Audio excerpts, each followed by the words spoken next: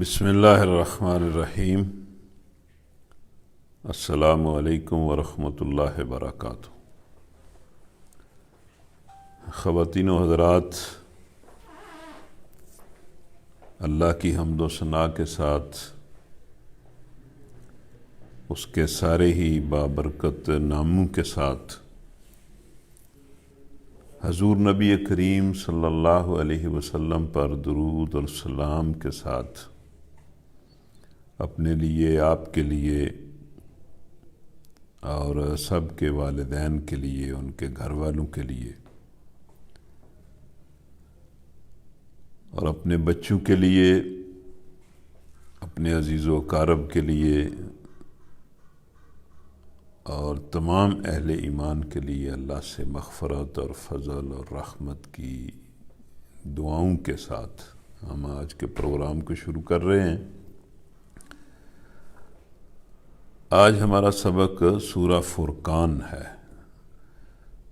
تو آج ہم ایک اور جگہ یہ پروگرام کر رہے ہیں، وہاں گھر میں کوئی نیٹ کا مسئلہ بنا ہے۔ یہ میں نے آپ کو پہلے بھی کہا تھا اور میں کہتا بھی رہتا ہوں کہ یہ نیٹ جو ہے یہ پاکستانی نیٹ ہے، یہ پاکستان کی طرح، پاکستان کے لوگوں کی طرح خرابیاں گڑبڑ کرتا رہے گا، لیکن اس کو فیل نہیں کرنا۔ جب یہ کوئی خرابی کرے گا تو پھر ٹھیک بھی ہو جائے گا، اور کبھی کوئی اس طرح کا اگر تعطل آ جائے تو اس کا یہ مطلب نہیں ہوگا کہ ہمارا کوئی پروگرام گڑبڑ ہو گیا ہے۔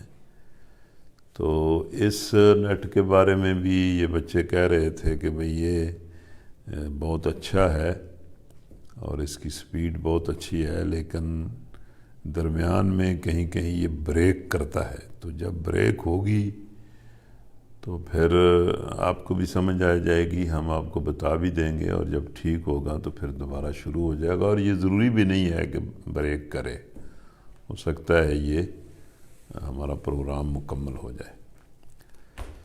تو آج سورہ فرقان ہے۔ اپنی عادت اور روایت کے مطابق، یا آپ یوں سمجھیے کہ یہ بات چونکہ زیادہ ضروری ہے تو آج پھر میں یہ بات کر دیتا ہوں کہ قرآن کو بڑے ادب سے، بڑے دھیان سے، بڑی توجہ سے سنیں۔ قرآن اللہ کا کلام ہے اور اس اعتبار سے غیر معمولی چیز ہے، اور یہی ہماری ہدایت کا ذریعہ ہے، اور یہی ہماری دنیاوی اور اخروی ہر طرح کی فلاح اور کامیابی کا ذریعہ ہے۔ اور یہ قرآن جو ہے یہ غیر معمولی بابرکت ہے۔ ہم اس کی برکتوں کا نہ علم رکھتے ہیں اور نہ ادراک ہی کر سکتے ہیں۔ لہٰذا جب بھی بندہ قرآن کی مجلس میں ہو تو اسے اپنے وقت کو بالکل ضائع نہیں کرنا چاہیے، اور دائیں بائیں کسی طرف بھی توجہ نہیں جانی چاہیے، قرآن ہی کو توجہ سے سننا چاہیے۔ اعوذ باللہ من الشیطان الرجیم، بسم اللہ الرحمن الرحیم، تبارک الذی نزل الفرقان علی عبدہ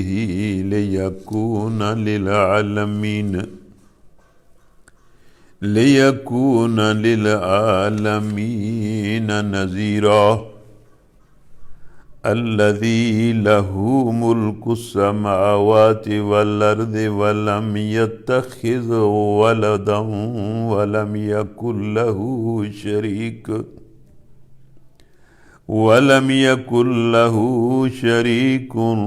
فی الملک وخلق کل شیء فقدرہ تقدیرا، واتخذوا من دونہ آلہۃ لا یخلقون شیئا وهم یخلقون لا يخلقون شيئا وهم يخلقون ولا يملكون لأنفسهم ولا يملكون لأنفسهم ضرا ولا نفعا ولا يملكون موتا ولا حياة ولا نشورا وقال الذين كفروا إن هذا إلا إفك افتراه وأعانه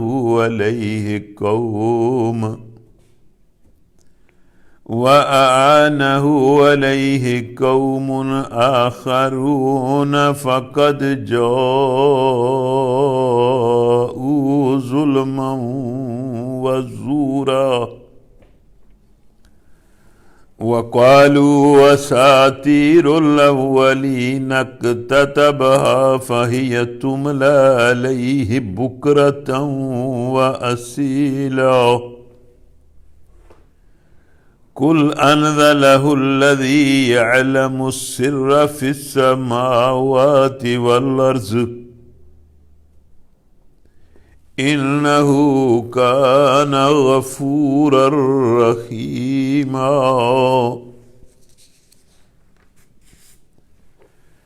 وقالوا ما لهذا الرسول يأكل الطعام ويمشي في الأسواق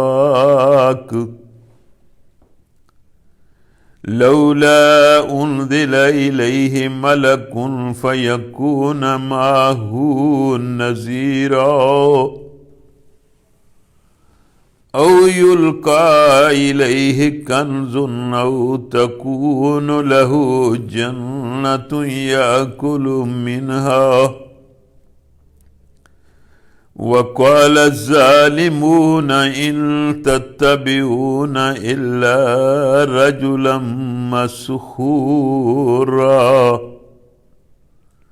انظر كيف ضربوا لك الأمثال فضلوا فلا يستطيعون سبيلا صدق اللہ العظیم۔ نہایت متبرک ہے وہ جس نے یہ فرقان اپنے بندے پر نازل کیا تاکہ سارے جہان والوں کے لیے خبردار کرنے والا ہو، ڈرانے والا ہو۔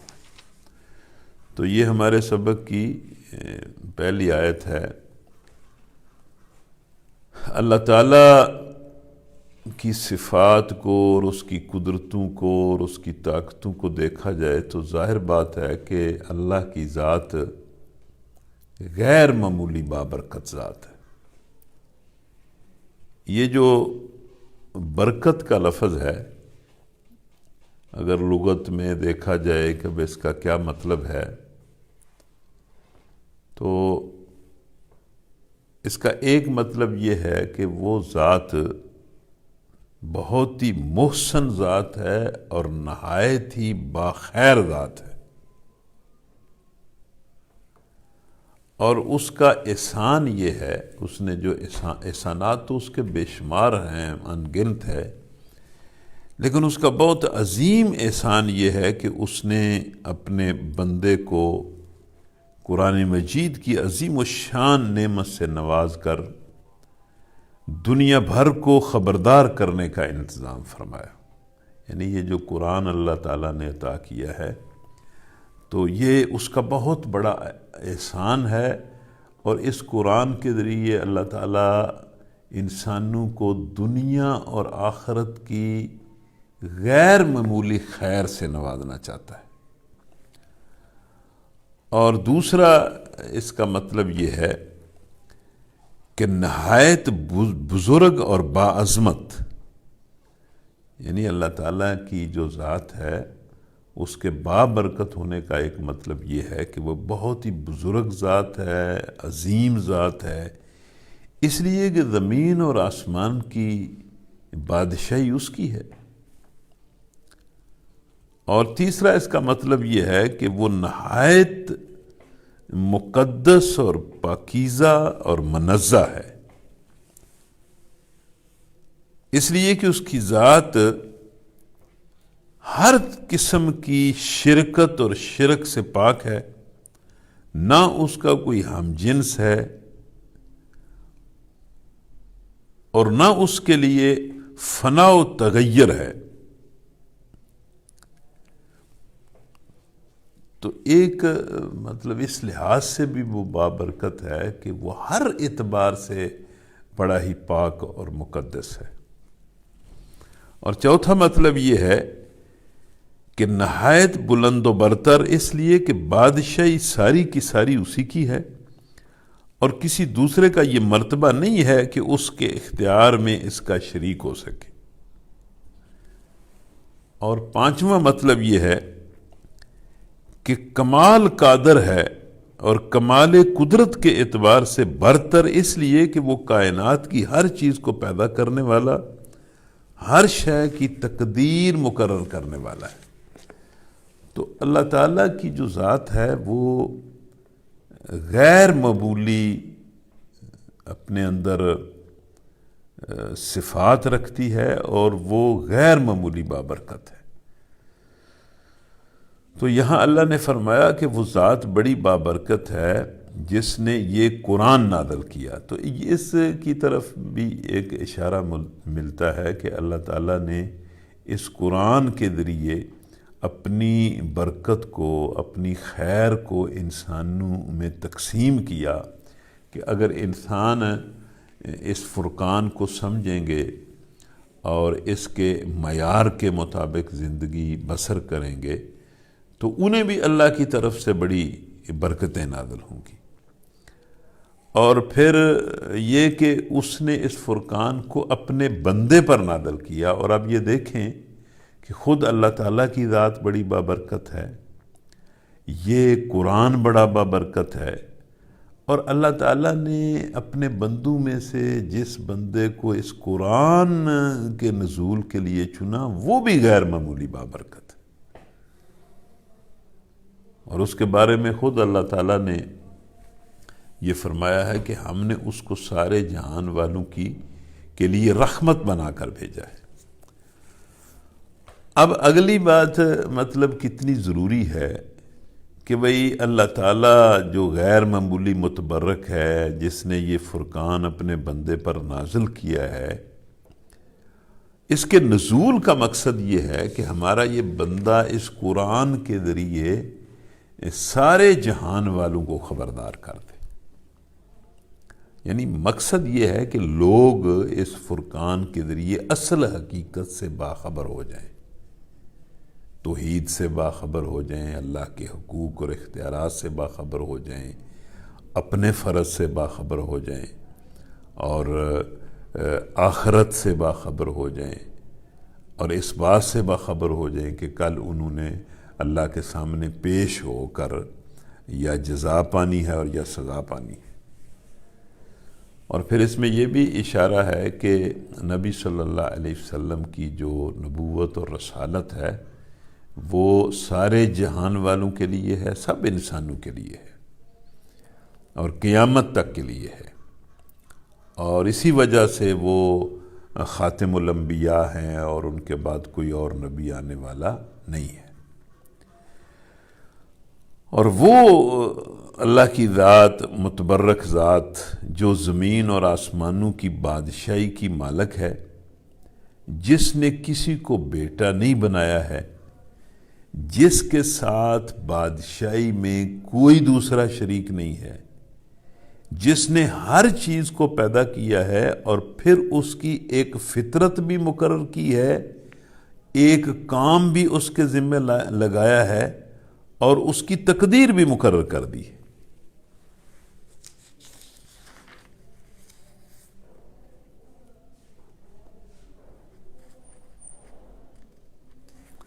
یعنی اس نے ہر چیز کے لیے ٹھیک ٹھیک پیمانہ مقرر کیا،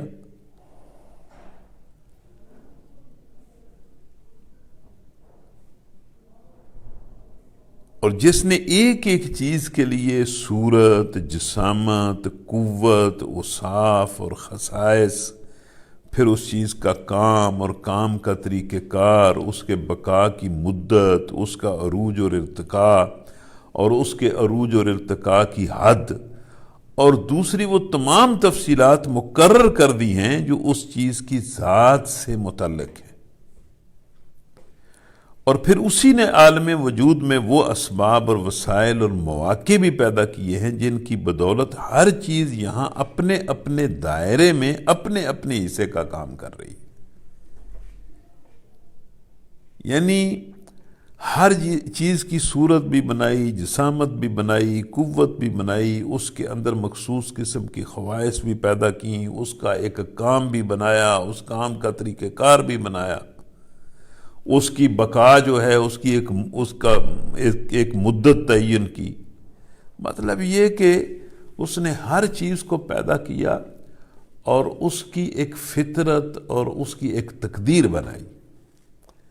لوگوں نے اسے چھوڑ کر ایسے معبود بنا لیے جو کسی چیز کو پیدا نہیں کرتے بلکہ خود پیدا کیے جاتے ہیں۔ یعنی یہ بڑی حماقت کی بات ہے اور بڑی جہالت کی بات ہے اور بڑے ظلم کی بات ہے کہ اس اللہ وحدہ لا شریک کو چھوڑ کر لوگوں نے کچھ اور ہستیوں کے سامنے، بناوٹی ہستیوں کے سامنے اور خیالی ہستیوں کے سامنے جو ہے وہ پیشانی ٹیکنی شروع کر دی اور ان کو معبود بنا لیا۔ اور وہ معبود جو خود اپنے لیے بھی کسی نفع یا نقصان کا اختیار نہیں رکھتے، جو نہ مار سکتے ہیں، نہ جلا سکتے ہیں، نہ مرے ہوئے کو پھر اٹھا سکتے ہیں۔ یہ تو اللہ کا کام ہے کہ وہی موت دیتا ہے، وہی زندگی دیتا ہے اور وہی مرنے کے بعد دوبارہ انسانوں کو اٹھا لے گا۔ جن لوگوں نے نبی کی بات ماننے سے انکار کر دیا ہے وہ کہتے ہیں کہ یہ فرقان ایک من گھڑت چیز ہے جسے اس شخص نے آپ ہی گھڑ لیا ہے، اور کچھ دوسرے لوگوں نے اس کام میں اس کی مدد کی ہے۔ بڑا ظلم اور سخت جھوٹ ہے جس پر یہ لوگ اتر آئے ہیں۔ کہتے ہیں یہ پرانے لوگوں کی لکھی ہوئی چیزیں ہیں جنہیں شخص کہیں سے نقل کرتا ہے اور وہ اسے صبح و شام سنائی جاتی ہیں۔ اے محمد ان سے کہو کہ اسے نازل کیا ہے اس نے جو زمین اور آسمانوں کا بھید جانتا ہے۔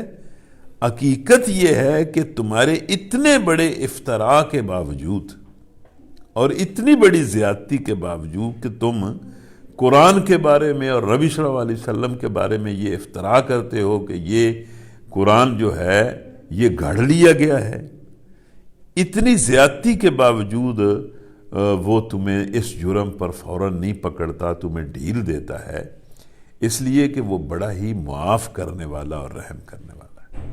یہ بات جو بار بار قرآن مجید میں آتی ہے کہ وہ لوگ کہتے تھے کہ اس کو گھڑ لیا گیا ہے، کوئی اس کو سناتا ہے اور وہاں سے یہ یاد کر لیتا ہے، یعنی کتنی مزح کا خیز بات ہے اور کتنی کمزور بات ہے۔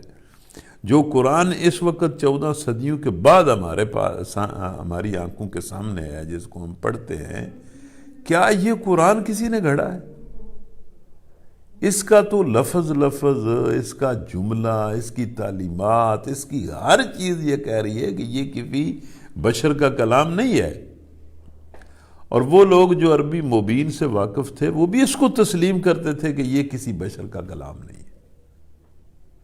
وہ یہ روایت بھی آتی ہے نا کہ کسی نے سورہ کوثر، چھوٹی سی سورت جو ہے وہ لکھ کر کو کعبے کی دیوار کے ساتھ لٹکائی اور لوگ اس کو پڑھتے تھے، اور کسی نے نیچے لکھ دیا کہ یہ کسی انسان، کسی بشر کا کلام نہیں ہے۔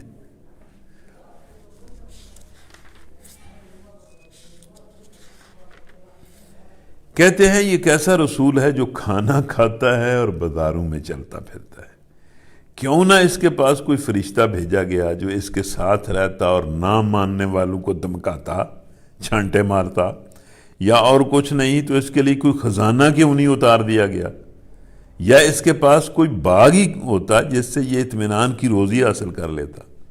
اور ظالم کہتے ہیں تم لوگ تو ایک سحر زدہ آدمی کے پیچھے لگ گئے ہو۔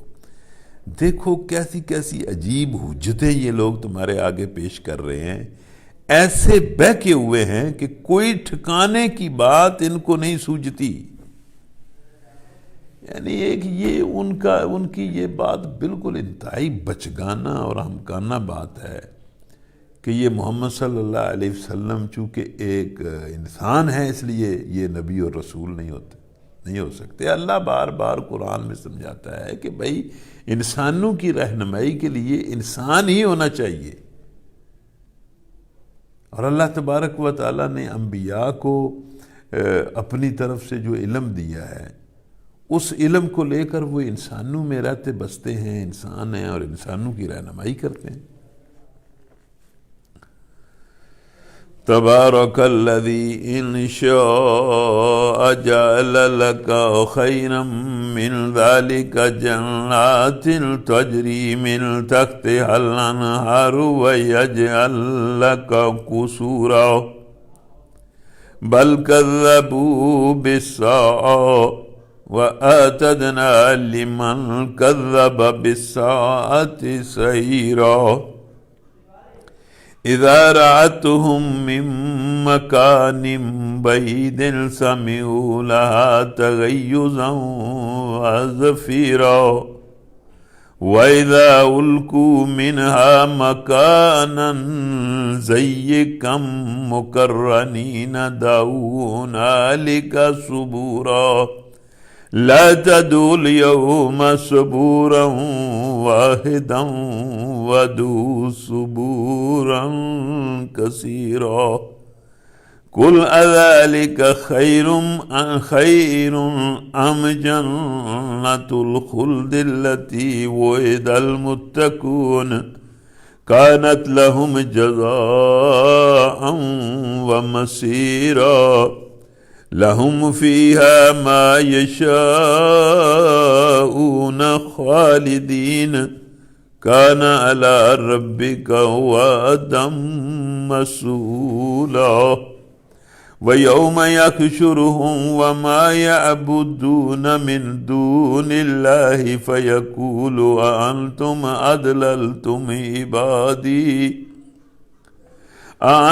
أضللتم عبادي هؤلاء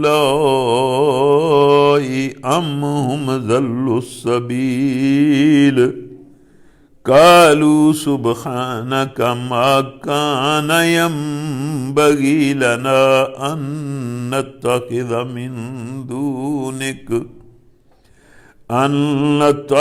من دونك من أولياء ولكن متعتهم وآباهم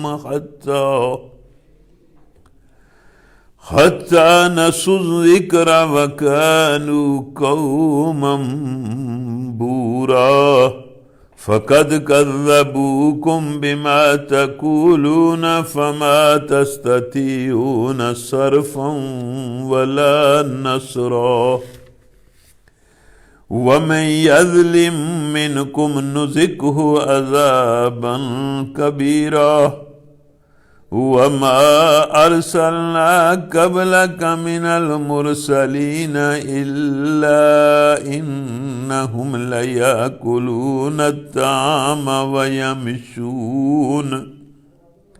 ويمشون في الأسواق وجعلنا بعضكم لبعض فتنة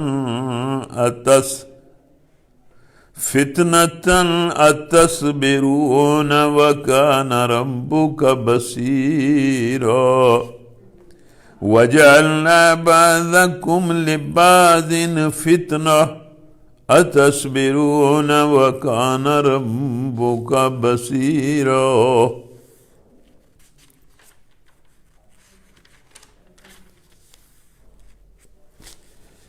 پہلے رکوع کو بھی اس لفظ سے شروع کیا اور دوسرے رکوع کو بھی اس لفظ سے اللہ نے شروع کیا کہ بڑا ہی بابرکت ہے،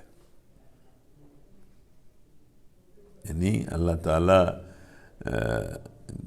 کی بے شمار صفات ہیں، اور ساری بھلائی اور ساری خیر اور ساری عزت اور ساری عظمت اور ساری طاقت اس کے ساتھ وابستہ ہے اور اسی کی بادشاہی ہے۔ اس سے یہ بھی ایک بات نکلتی ہے کہ انسانوں میں سے جو بندہ برکت حاصل کرنا چاہتا ہے، دنیا و آخرت کی بھلائی حاصل کرنا چاہتا ہے، دنیا اور آخرت کی عزت حاصل کرنا چاہتا ہے، اور دنیا اور آخرت میں مطلب کوئی مقام پانا چاہتا ہے، تو اس کا بھی ایک ہی طریقہ ہے کہ وہ اس ایک بابرکت ذات کے ساتھ جڑ جائے، خالص ہو کر اس کی بندگی کرے۔ جس نے بھی خالص ہو کر اللہ کی بندگی کی ہے اس نے دنیا اور آخرت کی برکتیں پائی ہیں اور بنائیاں پائی ہیں۔ تو بڑا ہی بابرکت ہے وہ جو اگر چاہے تو ان کی تجوید کردہ چیزوں سے بھی زیادہ بڑھ چڑھ کر تم کو دے سکتا ہے۔ ایک نہیں، بہت سے باغ جن کے نیچے نہریں بہتی ہوں، اور بڑے بڑے مال بھی دے سکتا ہے۔ اصل بات یہ ہے کہ یہ لوگ قیامت کی گھڑی کو جھٹلا چکے ہیں۔ اچھا، اس میں بھی ایک بات سمجھنے کی ہے کہ یہ جو قرآن ہے یا قرآن جو دعوت دیتا ہے، اس کی ساری دعوت جو ہے سمجھ آتی ہے کہ یہ سچی ہے، اس کی ہر چیز ٹھیک ہے، لیکن جو لوگ بدقسمتی سے ایسے عقائد بنا لیتے ہیں یا ایسے کسی عقیدے کے ساتھ وابستہ ہیں یا ایسی وہ زندگی گزار رہے ہیں کہ ان کے مفادات دنیاوی جو ہیں وہ شرک کے ساتھ اور گناہ کے ساتھ وابستہ ہو گئے ہیں، تو ایسے لوگ جن کے مفادات غلط عقائد سے اور گناہوں سے وابستہ ہو جاتے ہیں، تو پھر وہ ان گناہوں کی سزا کی جب بات سنتے ہیں تو ان کا جی نہیں چاہتا کہ اس کو وہ مانے۔ تو چونکہ یہ آخرت کے محاسبے کا انکار کر چکے ہیں، اس لیے اب یہ مطلب ان کا اللہ پر ایمان لانا مطلب اللہ کے ساتھ بھی یہ شرک کرتے ہیں، اور اس شرک کے ساتھ انہوں نے اپنے مفادات کو وابستہ کیا ہوا ہے، یا یہ سمجھتے ہیں کہ اس شرک کے ساتھ ہمارے مفاد وابستہ ہیں، اور جو اس گھڑی کو جھٹلائے اس کے لیے تو ہم نے بھڑکتی ہوئی آگ مہیا کر رکھی ہے۔ وہ جب دور سے آگ ان کو دیکھے گی تو یہ اس کے غضب اور جوش کی آوازیں سن لیں گے، اور جب یہ دست و پا بستہ اس میں ایک تنگ جگہ سے ٹھونسے جائیں گے تو پھر یہ موت کو پکاریں گے۔ یعنی موت کے بارے میں تو یہ تصور ہے نا کہ موت ایک بہت ہی سخت چیز ہے، بڑی تکلیف دہ چیز ہے، اور بندہ اس دنیا میں مطلب سب سے زیادہ اگر بچنے کی کوشش کرتا ہے تو وہ موت ہی سے بچنے کی کوشش کرتا ہے۔ لیکن قرآن کہہ رہا ہے کہ جب یہ لوگ اس جہنم کو دیکھیں گے اور جہنم کے غصے کو دیکھیں گے تو پھر یہ موت کو پکارنے لگیں گے۔ اس وقت ان سے کہا جائے گا کہ آج ایک موت کو نہیں، بہت ساری موتوں کو پکارو۔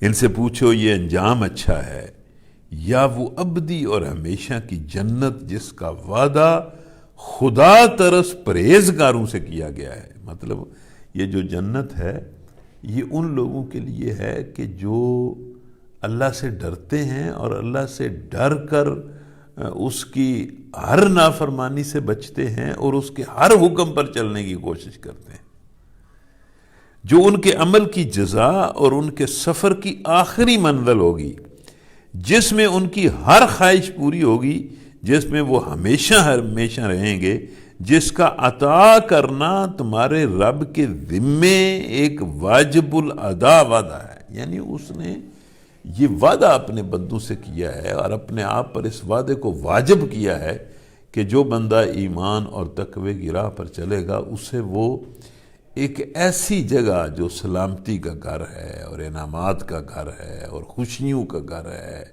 اور لطف کا گھر ہے، اس گھر میں اسے داخل کرے گا۔ تو کیا اس گھر میں جانا بہتر ہے یا اس جہنم میں جانا بہتر ہے؟ ہم تو اللہ تعالیٰ سے یہ دعا کرتے ہیں کہ یا اللہ ہمیں اس جہنم سے بچا اور ایسی زندگی نصیب فرما کہ ہمیں یہ تیری طرف سے یہ جو انعام کا گھر ہے اور سلامتی کا گھر ہے وہ ہمیں حاصل ہو۔ اور وہی دن ہوگا جب کہ تمہارا رب ان لوگوں کو بھی گھیر لائے گا اور ان کے ان معبودوں کو بھی بلا لے گا جنہیں آج یہ اللہ کو چھوڑ کر پوج رہے ہیں. پھر وہ ان سے پوچھے گیا کیا تم نے میرے ان بندوں کو گمراہ کیا تھا. یہ جملے صاف بتا رہے ہیں کہ یہاں معبودوں سے مراد یہ ہے کہ بھئی یہ فرشتے اور یہ انبیاء اور یہ اولیاء جن کو کچھ لوگ شروع سے احمق لوگ ان کو اللہ کا ہمسر بناتے رہے ہیں.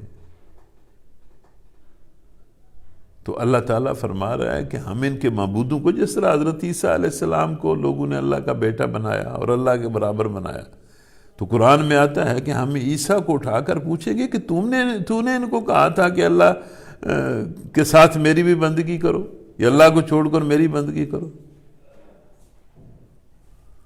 اور اسی طرح مطلب اللہ تعالیٰ جو ہے یہ فرما رہا ہے کہ ہم ان کے ان معبودوں کو بھی لائیں گے اور ان سے پوچھیں گے.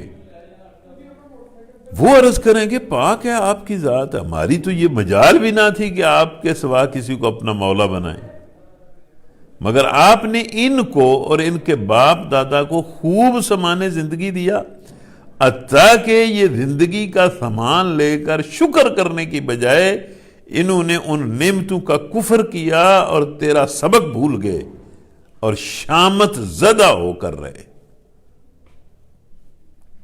یعنی وہ جو انبیاء ہیں یا اولیاء ہیں جن کو جس نے کسی نے معبود بنایا ہے، وہ یہ کہیں گے کہ یا اللہ ان کی تو گمراہی کا سبب یہ نہیں کہ ہم نے ان کو یہ کہا تھا، ان کی گمراہی کا سبب یہ ہے کہ انہوں نے جو آزمائش کے لیے تو نے ان کو رزق کی فراوانی دی تو ان کی گردن میں سریا جڑ گیا اور ان کو تکبر ہو گیا اور یہ آج ناشکرے ہو کر شامت زدہ ہو کر یہاں پہنچ گئے.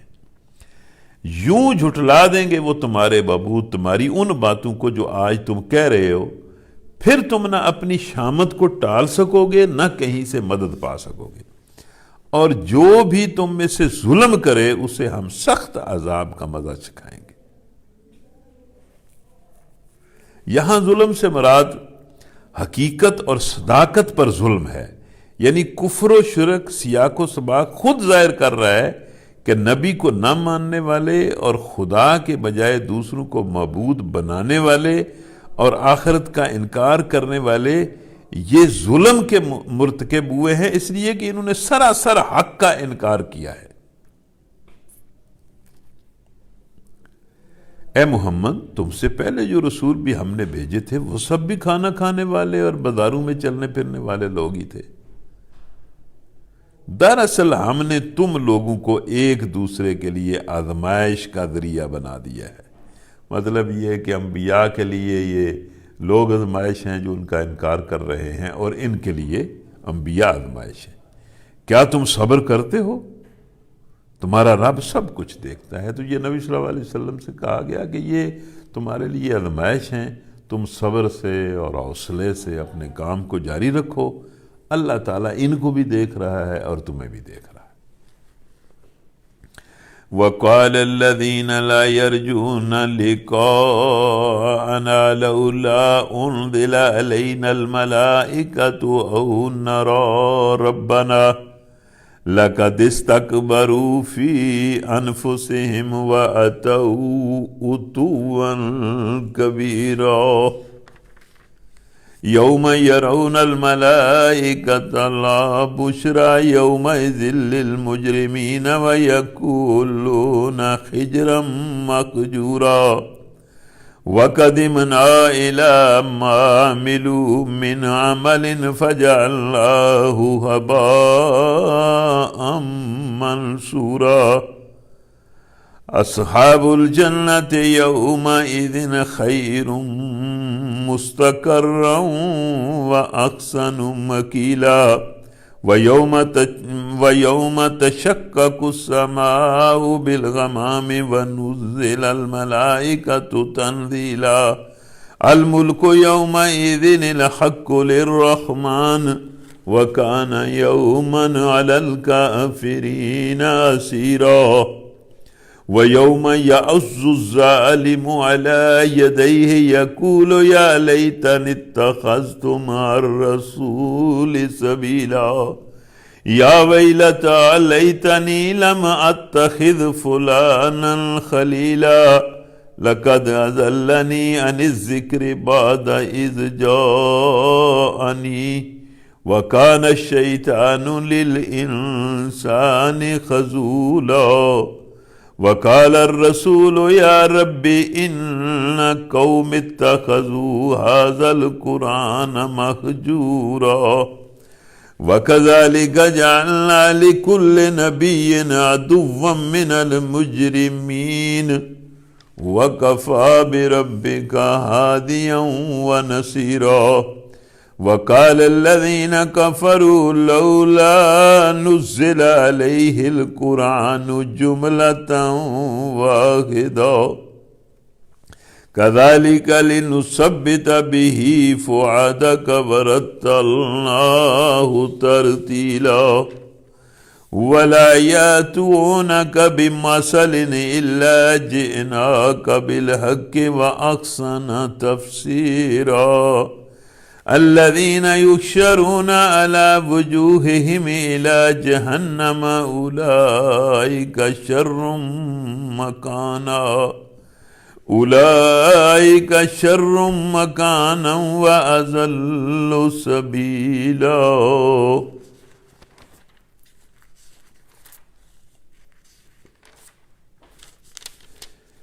جو لوگ ہمارے حضور پیش ہونے کا اندیشہ نہیں رکھتے وہ کہتے ہیں کیوں نہ فرشتے ہمارے پاس بھیجے جائیں یا پھر ہم خود اپنے رب کو دیکھیں۔ اچھا، یہ اس طرح کی باتیں مشرکین کرتے تھے، پتہ نہیں وہ کیا سمجھ کر کرتے تھے، مذاق کرتے تھے یا کیا کرتے تھے کہ بھائی تم اتنے لاڈلے ہو کہ تمہارے مطالبے اللہ پورے کرے، خود تمہارے سامنے آ جائے، تم سے باتیں کرے یا فرشتے بھیجے۔ ٹھیک طریقے سے اللہ تعالیٰ نے جو ایک طریقہ بنایا ہے ہدایت لوگوں کو دینے کا، انبیاء کا، کتابوں کا، وہ بڑا واضح اور ٹھیک طریقہ ہے، اور تم اتنے ہی مطلب لاڈلے ہو تو جاؤ بھاڑ میں جاؤ نہ اللہ کی بات مانو۔ خود اللہ نے بھی یہی کہا ہے کہ بڑا گھمنڈ لے بیٹھے یہ اپنے نفس میں۔ اور یہ بعض اوقات یہ تبلیغ میں یہ بات آتی ہے، مطلب تجربے میں، مشاہدے میں، کہ جب لوگوں سے بات کی جائے یا انہیں کچھ سمجھایا جائے یا انہیں اللہ کی طرف بلایا جائے تو وہ آگے سے ایسی باتیں کرتے ہیں کہ جیسے یعنی وہ ہدایت کے محتاج نہیں ہے، ہدایت ان کی محتاج ہے۔ ایسی باتیں کرتے ہیں اور ایسا ناک منہ آگے سے چڑھاتے ہیں اور ایسی باتیں کرتے ہیں کہ گویا پتہ نہیں ہدایت ان کی محتاج ہو گئی ہے اور حد سے گزر گئی ہے اپنی سرکشی میں۔ جس روز یہ فرشتوں کو دیکھیں گے اس دن انہیں سمجھ آ جائے گی۔ مطلب فرشتے جب اللہ نازل کرتا ہے یا وہ قیامت کے موقع پر نازل کرے گا، عذاب دینے کے لیے فرشتے وہ نازل کرتا ہے، تو وہ تو کوئی مجرموں کے لیے اچھا دن نہیں ہوتا، بلکہ اللہ کہتا ہے کہ چیخ اٹھیں گے کہ پناہ با خدا، اور جو کچھ بھی انہوں نے دنیا کے اندر کیا دھرا تھا اسے ہم غبار کی طرح اڑا دیں گے۔ ان کے یہ بڑے بڑے کلچر اور بڑی بڑی تہذیبیں اور بڑی بڑی یونیورسٹیاں اور بڑے بڑے علوم اور بڑے بڑے مطلب بڑی بڑی ایجادات اور بڑے بڑے سلسلے ہم غبار کی طرح اڑا دیں گے۔ ان کی حیثیت کیا ہے؟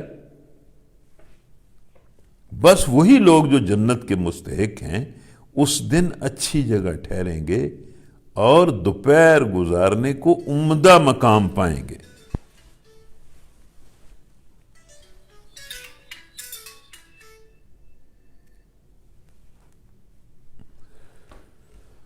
یعنی میدان حشر جنت کے مستحق لوگوں کے ساتھ مجرمین سے مختلف معاملہ ہوگا۔ اللہ کے بندے عزت کے ساتھ بٹھائے جائیں گے اور روز حشر کی سخت دوپہر گزارنے کے لیے ان کو آرام کی جگہ دی جائے گی۔ اس دن کی ساری سختیاں مجرموں کے لیے ہوں گی، نیکوکاروں کے لیے نہیں ہوں گی۔ حدیث میں نبی صلی اللہ علیہ وسلم نے فرمایا کہ قسم ہے اس ذات کی جس کے ہاتھ میں میری جان ہے، قیامت کا عظیم الشان اور خوفناک دن ایک مومن کے لیے بہت ہلکا کر دیا جائے گا، حتیٰ کہ اتنا ہلکا جتنا دنیا میں ایک فرض نماز پڑھنے کا وقت ہوتا ہے۔ آسمان کو چیرتا ہوا ایک بادل اس روز نمودار ہوگا اور فرشتوں کے پرے اتار دیے جائیں گے۔ اس روز حقیقی بادشاہی صرف رحمان کی ہوگی۔ حدیث میں آتا ہے کہ اللہ تعالیٰ اس دن کہے گا کہ کس کی آج بادشاہی ہے؟ لمن الملک اليوم، کوئی شے نہیں بولے گی، پھر ایک آواز آئے گی للہ الواحد القہار، اس ایک قاہر کی، غالب کی بادشاہی ہے۔ اور پھر یہ بھی حدیث میں آتا ہے کہ اللہ کہے گا کہ این المتکبرین این الجبارین، دنیا کے متکبر اور جبار کہاں ہیں؟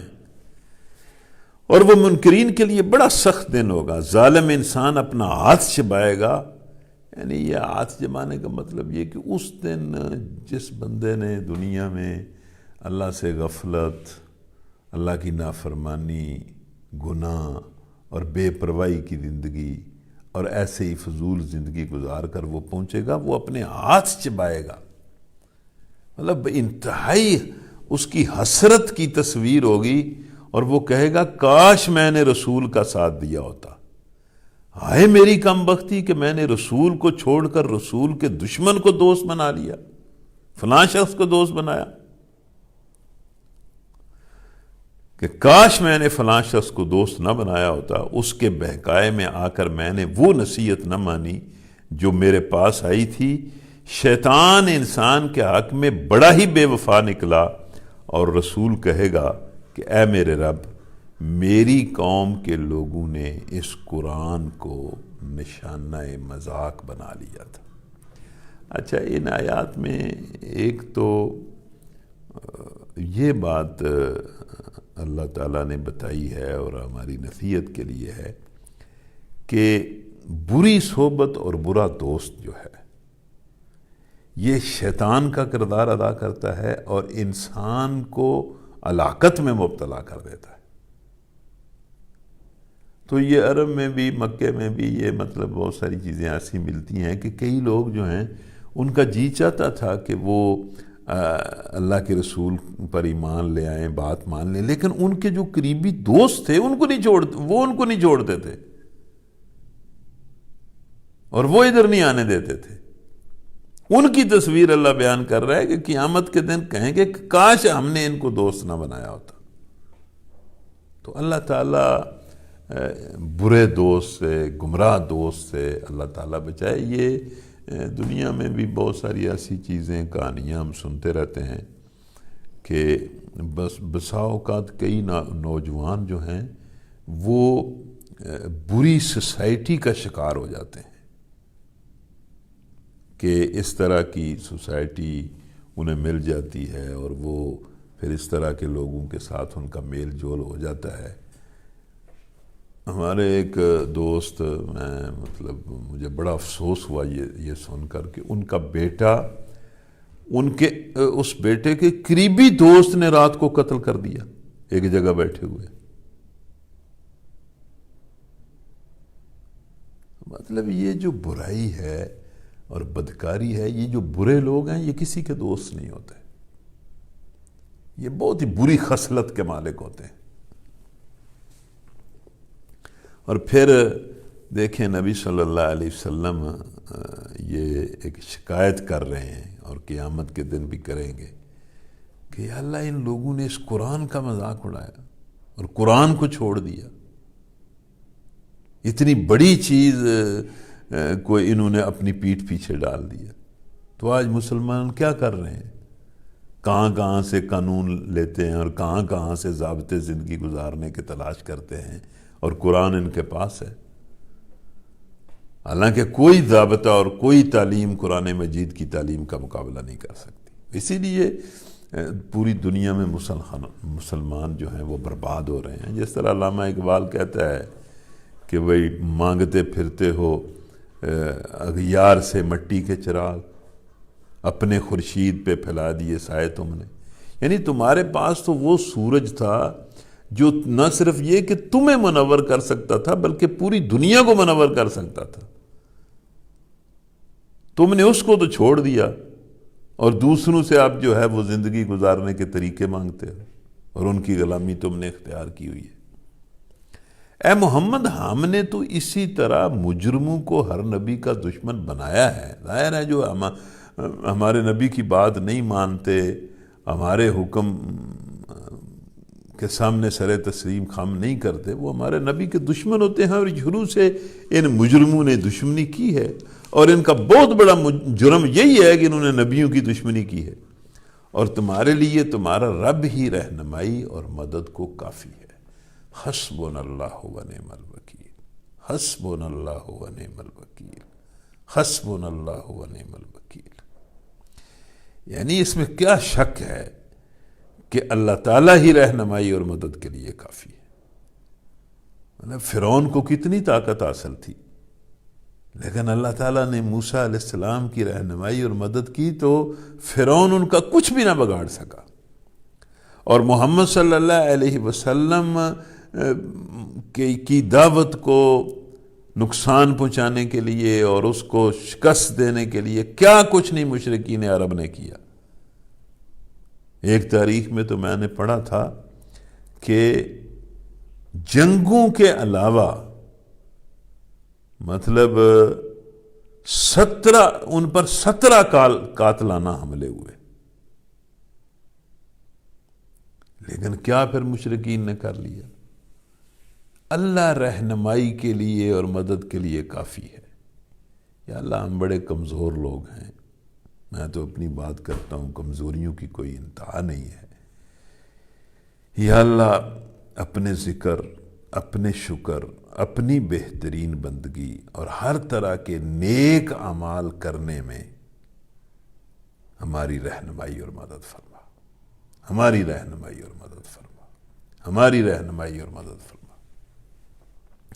منکرین کہتے ہیں اس شخص پر سارا قرآن ایک ہی وقت میں کیوں نہ اتار دیے گا. کمال ہے بھائی، تھوڑا تھوڑا قرآن اترا، مختلف مراحل میں اترا، مختلف حالات میں گزرا. تو اس طرح قرآن نے ٹھیک رہنمائی کی یا ایک ہی دفعہ اترتا تو پھر ٹھیک رہنمائی تھی؟ ہاں، ایسا اس لیے کیا گیا ہے کہ اس کو اچھی طرح ہم تمہارے ذہن نشین کرتے رہیں، اور اس غرض کے لیے ہم نے اس کو ایک خاص ترتیب کے ساتھ الگ الگ اجزاء کی شکل دی ہے. اور اس میں یہ مصلحت بھی ہے کہ جب کبھی تمہارے سامنے کوئی نرالی بات، کوئی واقعہ، کوئی عجیب سوال لوگ کریں تو اس کے مطابق ہم قرآن نازل کر دیں. اس کا ٹھیک جواب بر وقت ہم نے تمہیں دے دیا اور بہترین طریقے سے بات کھول دی، اور مختلف حالات میں تمہاری رہنمائی قرآن نے کی. جو لوگ اوندے منہ جہنم کی طرف دھکیلے جانے والے ہیں، ان کا موقف، ان کی بات بہت بری اور ان کا راستہ حد درجہ غلط ہے. اب یہ جملہ سمجھ آیا ہے کہ جہنم میں لوگ ویسے ہی نہیں چلے جائیں گے. اس دین کے مقابلے میں ان کی بات بھی غلط ہے، اور اس غلط بات کی بنیاد پر جو زندگی وہ گزار رہے ہیں وہ بھی بڑی غلط ہے. یعنی اس میں گندگی ہے، اس میں ظلم ہے، اس میں ہر طرح کا فسق اور فجور ہے اور ہر طرح کی گمراہی ہے. اس لیے وہ جہنم میں جائیں گے.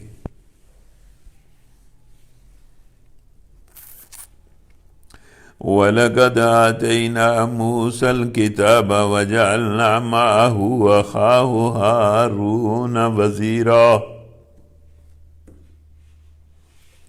فَقُلْنَا اذْهَبَا إِلَى الْقَوْمِ الَّذِينَ كَذَّبُوا بِآيَاتِنَا فَدَمَّرْنَاهُمْ تَدْمِيرًا وَقَوْمَ نُوحٍ لَمَّا فلما كذبوا الرسل أغرقناهم وجعلناهم للناس آية وأعتدنا للظالمين عذابا أليما وعادا وثمود وأصحاب الرس وقرونا بين ذلك كثيرا وكلا ضربنا له الأمثال وكلا تبرنا تتبيرا وَلَقَدْ أَتَوْا عَلَى الْقَرْيَةِ الَّتِي أُمْطِرَتْ وَتَرَسَّوْا أَفَلَمْ يَكُونُوا يَرَوْنَهَا بَلْ كَانُوا لَا يَرْجُونَ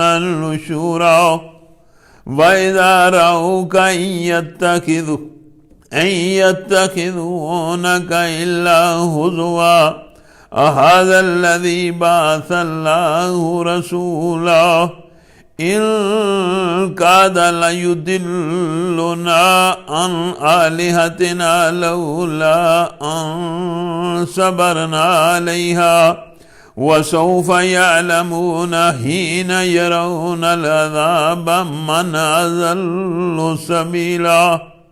من أضل سبيلا أرأيت من اتخذ إلهه هواه أفأنت تكون عليه وكيلا أم تحسب أن أكثرهم يسمعون أو يعقلون إن هم إلا كالأنعام بل هم أضل سبيلا۔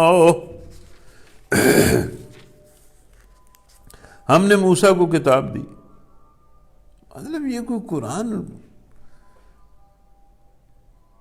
کو پہلی وحی تو نہیں ہے، اور یہ کوئی محمد صلی اللہ علیہ وسلم پہلے نبی تو نہیں ہے، یہ تو سلسلہ ہے۔ جب سے انسان کو پیدا کیا ہے ان کی ہدایت کا بندوبست اللہ تعالیٰ نے انہی کتابوں اور انہی انبیاء کے ذریعے کیا ہے، اور اس کے ساتھ اس کے بھائی ہارون کو مددگار کے طور پر لگایا اور ان سے کہا کہ جاؤ اس قوم کی طرف جس نے ہماری آیات کو جھٹلا دیا ہے۔ آخر کار ان لوگوں کو ہم نے تباہ کر کے رکھ دیا۔ یہ جو کہا نا کہ بھئی مطلب موسیٰ علیہ السلام کو، ہارون علیہ السلام کو کہ جاؤ ان لوگوں کے پاس کہ جنہوں نے ہماری آیات کو جھٹلا دیا ہے، مطلب جانے سے پہلے دیکھیں نا، اس میں ایک بہرحال ایک سوال ذہن میں ابھرتا ہے کہ جب اللہ تعالیٰ بھیج رہا ہے ابھی فرعون کے پاس ہارون علیہ السلام کو، موسیٰ علیہ السلام کو، اور پہلے ہی کہہ رہا ہے کہ ان لوگوں نے اس قوم کے پاس جاؤ جنہوں نے ہماری آیات کو جھٹلا دیا ہے، اس کا کیا مطلب ہے؟ یعنی ان آیات کو جو حضرت یعقوب اور یوسف علیہ السلام کے ذریعے ان کو پہنچی تھی، اور جن کی تبلیغ بعد میں بھی ایک مدت تک بنی اسرائیل کے صلحاء کرتے رہے۔ مطلب یہ انبیاء کی تعلیم تو لوگوں کے اندر ہوتی ہے، اور لوگ اور تبلیغ کا کام بھی جاری رہتا ہے۔ لیکن اب کیا یہ مسلمانوں کے جو ملک ہیں، کم از کم مسلمان معاشرے جو ہیں، عیسائی معاشرے بھی جانتے ہیں، یہودی معاشرے بھی جانتے ہیں، لیکن مسلمان معاشرے اللہ تعالیٰ کی آیتوں کو اور نبی صلی اللہ علیہ وسلم کو نہیں جانتے، لیکن اس کے باوجود وہ عملی طور پر جھٹلا رہے ہیں۔ آخر کار ان لوگوں کو ہم نے تباہ کر کے رکھ دیا۔ یہی حال قوم نوح کا ہوا جب انہوں نے رسولوں کی تکذیب کی۔ اچھا، یہاں رسولوں کی تکذیب کا لفظ ہے، یہ بات پہلے بھی مطلب ہوتی رہی ہے کہ ایک رسول کی تکذیب سارے رسولوں کی تکذیب ہے، کیونکہ ان کی تعلیم ایک ہی ہے۔ ہم نے ان کو غرق کر دیا اور دنیا بھر کے لوگوں کے لیے ایک نشان عبرت بنا دیا، اور ان ظالموں کے لیے ایک دردناک عذاب ہم نے مہیا کر رکھا ہے آگے قیامت کو، آخرت کو۔ اسی طرح عاد اور ثمود، اصحاب الرس اور بیچ کی صدیوں کے بہت سے لوگ تباہ کیے گئے۔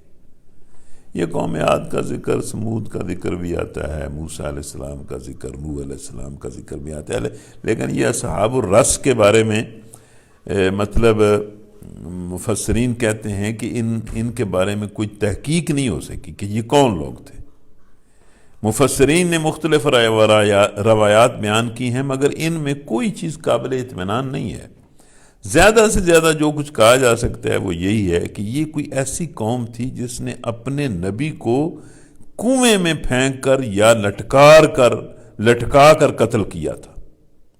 رس عربی زبان میں پرانے کنویں یا اندھے کنویں کو کہتے ہیں۔ تو قوم میں اپنے انبیاء کے ساتھ کیا کرتی رہی ہیں؟ ان میں سے ہر ایک کو ہم نے پہلے تباہ ہونے والوں کی مثالیں دے دے کر سمجھایا، اور آخر کار ہر ایک کو غارت کر کے رکھ دیا۔ اور اس بستی پر تو ان کا گزر ہو چکا ہے جس پر بدترین بارش برسائی گئی، پتھروں کی بارش۔ لوط علیہ السلام کی قوم، کیا انہوں نے اس کا حال دیکھا نہ ہوگا؟ مگر یہ موت کے بعد دوسری زندگی کی توقع نہیں رکھتے، قائل نہیں ہے اس کے، اور دنیا میں جن قوموں پر عذاب آیا ہے کیا اس سے عبرت نہیں لیتے کہ جس اللہ نے دنیا میں عذاب دے دیا ہے اس کے لیے آخرت کو برپا کرنا کون سا مشکل ہے؟ یہ لوگ جب تمہیں دیکھتے ہیں تو تمہارا مذاق بنا لیتے ہیں، کہتے ہیں کیا یہ شخص ہے جسے اللہ نے رسول بنا کر بھیجا ہے؟ اس نے تو ہمیں گمراہ کر کے اپنے معبودوں سے برگشتہ ہی کر دیا ہوتا اگر ہم ان کی عقیدت پر جم نہ گئے ہوتے۔ اچھا، اس جملے میں ایک تو وہ یہ کہہ رہے ہیں نا کہ بھائی اگر ہم جم نہ گئے ہوتے تو یہ شخص ہمیں ضرور معبودوں سے برگشتہ کر دیتا۔ اس میں نبی صلی اللہ علیہ وسلم کی بات کا جو زور تھا اور ان کے کردار کا جو زور تھا، ان کی صلاحیت کا جو زور تھا، اور ان کے اندر اللہ تعالیٰ نے جو ایک اٹریکشن رکھی تھی، وہ بھی اس جملے سے ظاہر ہو رہی ہے۔ وہ خود کہہ رہے ہیں کہ اگر ہم جم نہ جاتے تو یہ تو ہمیں، ان کی باتیں تو ہمیں جو ہیں وہ برگشتہ کر دیتی۔ تو یہ جم جانا کیا ہے؟ یہ ضد ہے۔ اچھا، وہ وقت دور نہیں ہے جب عذاب دے کر انہیں خود معلوم ہو جائے گا کہ کون گمراہی میں دور نکل گیا تھا۔ کبھی تم نے اس شخص کے حال پر غور کیا جس نے اپنی خواہش نفس کو اپنا خدا بنا لیا ہو؟ اچھا جی، یہ جو خواہش نفس کو اپنا خدا بنانا ہے، یہ کیا ہے؟ کہ بندہ اتنا کمزوری کا مظاہرہ کرے کہ اس کے جو نفس کی خواہش ہے اسے یہ ضمیر بھی بتا رہا ہو، حالات بھی بتا رہے ہوں، لوگ بھی بتا رہے ہوں کہ بھائی تیری بات جو ہے وہ ٹھیک نہیں ہے، تیری جو خواہش ہے وہ ٹھیک نہیں ہے، لیکن وہ اس خواہش سے جو وقتی لطف حاصل کرتا ہے اس سے وہ اتنا مغلوب ہو گیا ہے کہ ہر حق کے مقابلے میں وہ خواہش کے پیچھے چلتا ہے۔ اس کی ایک مثال جو ہے وہ یہ ہو سکتی ہے کہ جو لوگ اپنی عادات بری بنا لیتے ہیں، مثلا جھوٹ کی عادت ہو گئی، کوئی اور عادت ہو گئی، کوئی اور عادت ہو گئی، یہ جو جھوٹی عادات بن جاتی ہیں وہ لوگ یعنی خواہشات نفس سے مغلوب ہو جاتے ہیں۔ یہ جس طرح یہ نشے کی عادت ہو گئی، شراب کی عادت ہو گئی، سگریٹ کی عادت ہو گئی، اور یہ سستی اور کائلی بھی ایک چیز ہے کہ بندہ مطلب اپنے یعنی ایک ٹھیک کام کو کرنے کے لیے اپنے آپ پر کنٹرول نہ کر سکے۔ بندہ تو وہی ہوتا ہے نا کہ جو مطلب اپنے آپ پر اپنے نفس کو قابو کر کے ٹھیک کام اپنے آپ سے لے لیتا ہے۔ تو جو بندہ خواہش نفس کو اپنا خدا بنا لیتا ہے، مطلب جس طرف خواہش نے کہا اس طرف چل دیا اور اللہ کے حکموں کی کوئی پرواہ نہ کی، کیا تم ایسے شخص کو راہ راست پر لانے کا ذمہ لے سکتے ہو؟ مطلب یہ بہت بگڑ جاتے ہیں۔ کیا تم سمجھتے ہو کہ ان میں سے اکثر لوگ سنتے اور سمجھتے ہیں؟ یہ تو جانوروں کی طرح ہیں، بلکہ ان سے بھی گئے گزرے۔ یہ نبی صلی اللہ علیہ وسلم کی ایک حدیث سنیے اور خواہشات نفس کا بندہ بننے سے بچیے۔ اب پتہ نہیں میں سمجھا نہیں پا رہا، میرے ذہن میں یہ بات ہے کہ جو بندہ مطلب خواہشات کا غلام ہو جاتا ہے، اس کا کوئی حال نہیں ہوتا، اس سے کوئی تعمیری کام نہیں ہو سکتا، اور وہ انتہائی بزدل آدمی ہوتا ہے۔ اب نبی صلی اللہ علیہ وسلم دیکھیں کیا فرما رہے ہیں۔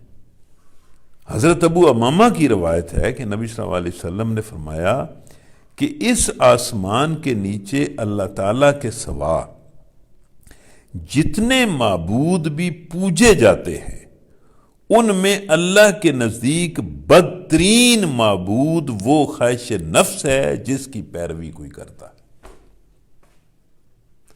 اچھا، یہ کیوں نبی صلی اللہ علیہ وسلم نے کہا؟ یہ اس لیے بھی کہا کہ یہ جو بتوں کی پوجا ہے یا انسانوں کی پوجا ہے یا بڑے لوگوں کی غلامی اور اطاعت ہے حق کو چھوڑ کر، یہ اس کی بنیاد بھی خواہشات نفس ہیں،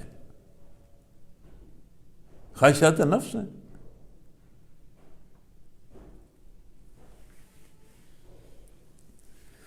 تم نے دیکھا نہیں کہ تمہارا رب کس طرح سایہ پھیلا دیتا ہے؟ اگر وہ چاہتا تو اسے دائمی سایہ بنا دیتا۔ ہم نے سورج کو اس پر دلیل بنایا، پھر جیسے جیسے سورج اٹھتا جاتا ہے ہم اس سائے کو رفتہ رفتہ اپنی طرف سمیٹتے چلے جاتے ہیں۔ اب اس آیت کی تلاوت ابھی میں نے نہیں کی، اب یہ بڑی مطلب ایک اللہ تعالیٰ کی ایک قدرت ہے کہ یہ جو سایہ ہے، یعنی جب سورج نکلتا ہے تو آگے اس کے چیز آتی ہے اور اس کے نتیجے میں ایک سایہ بنتا ہے، اس سائے کی وجہ سے لوگوں کی زندگی ہے۔ اگر روشنی اس طرح کی ہوتی کہ اس کا مطلب لوگوں کو سایہ میسر نہ آتا تو آپ بتائیں کہ بھئی کیا ان کی زندگی باہر رہ سکتی تھی؟ نہیں رہ سکتی تھی۔ اور پھر اگر صرف سایہ ہوتا، روشنی نہ ہوتی، دھوپ نہ ہوتی، تو کیا زندگی برقرار رہ سکتی تھی؟ نہیں رہ سکتی تھی۔ تو یہ اللہ تعالیٰ نے مطلب یہ ہم تو اس سائے کا لفظ سن کر اس کو معمولی چیز سمجھ رہے ہیں، حالانکہ سائے کے بغیر تو بندے کا گزارا ہی نہیں ہوتا۔ یہ مکان لوگ کیوں بناتے ہیں؟ یعنی مکان سایہ فراہم کرتا ہے، اور سایہ زندگی کے لیے ضروری ہے۔ اور یہ جو سورج کو دلیل بنایا، مطلب یہ کہ سورج کو اس طرح بنایا کہ اس کی وجہ سے مطلب یہ سایہ اور روشنی لوگوں کو نصیب ہوئی۔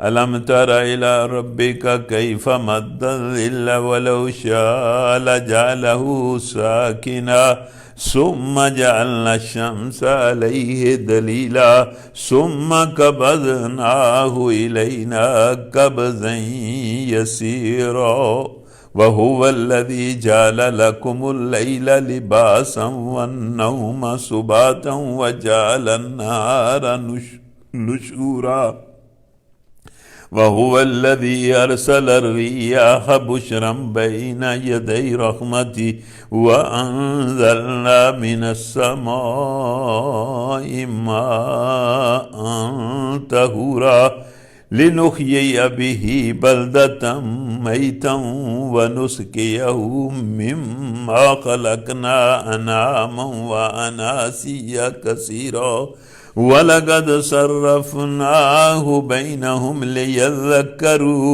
فَأَبَى أَكْثَرُ النَّاسِ إِلَّا كُفُورًا وَلَوْ شِئْنَا لَبَعَثْنَا فِي كُلِّ قَرْيَةٍ نَذِيرًا فَلَا تُطِعِ الْكَافِرِينَ وَجَاهِدْهُمْ بِهِ جِهَادًا كَبِيرًا وَهُوَ الَّذِي مَرَجَ الْبَحْرَيْنِ هَذَا عَذْبٌ فُرَاتٌ وَهَذَا مِلْحٌ أُجَاجٌ وَجَعَلَ بَيْنَهُمَا بَرْزَخًا وَحِجْرًا مَّحْجُورًا وَهُوَ الَّذِي خَلَقَ مِنَ الْمَاءِ بَشَرًا فَجَعَلَهُ نَسَبًا وَسِحْرًا وَكَانَ رَبُّكَ قَدِيرًا وَيَعْبُدُونَ مِن دُونِ اللَّهِ مَا لَا يَنفَعُهُمْ وَلَا يَضُرُّهُمْ وَكَانَ الْكَافِرُ عَلَى رَبِّهِ ظَهِيرًا وَمَا أَرْسَلْنَاكَ إِلَّا مُبَشِّرًا وَنَذِيرًا قُلْ مَا أَسْأَلُكُمْ عَلَيْهِ مِنْ أَجْرٍ إِلَّا مَنْ شَاءَ أَنْ يَتَّخِذَ إِلَى رَبِّهِ سَبِيلًا وَتَوَكَّلْ عَلَى الْحَيِّ الَّذِي لَا يَمُوتُ وَسَبِّحْ بِحَمْدِهِ وَكَفَى بِهِ بِذُنُوبِ عِبَادِهِ خَبِيرًا الذي خلق السماوات والأرض وما بينهما في 6 أيام ثم استوى على العرش الرحمن فاسأل به خبيرا وإذا قيل لهم اسجدوا للرحمن قالوا وما الرحمن أنسجد لما تأمرنا وزادهم نفورا. یہ سجدے کی آیت ہے. تو آپ لوگوں نے اس آیت کو سنا ہے، آپ پر یہ سجدہ واجب ہے. اس وقت فوراً بھی آپ سجدہ کر سکتے ہیں اور درس کے بعد بھی آپ سجدہ کر سکتے ہیں.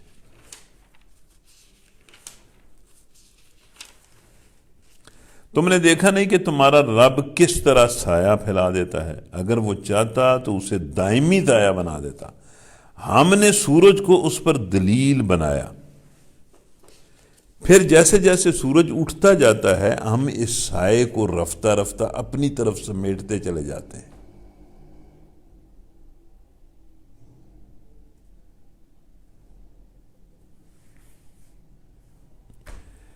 یعنی یہ جو کہا نا کہ بس سورج کو سائے پر دلیل بنایا، اس کا مطلب یہ ہے کہ سائے کا پھیلنا اور سکڑنا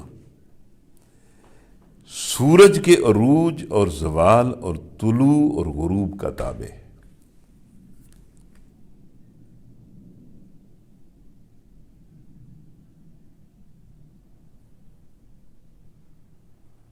سائے سے مراد روشنی اور تاریکی کے بین وہ درمیانی حالت ہے جو صبح کے وقت طلوع آفتاب سے پہلے ہوتی ہے اور پھر دن بھر مکانوں میں، دیواروں کی اوٹ میں اور درختوں کے نیچے رہتی ہے. اس کو سایہ کہتے ہیں اور یہ زندگی کے لیے بہت لازمی چیز ہے.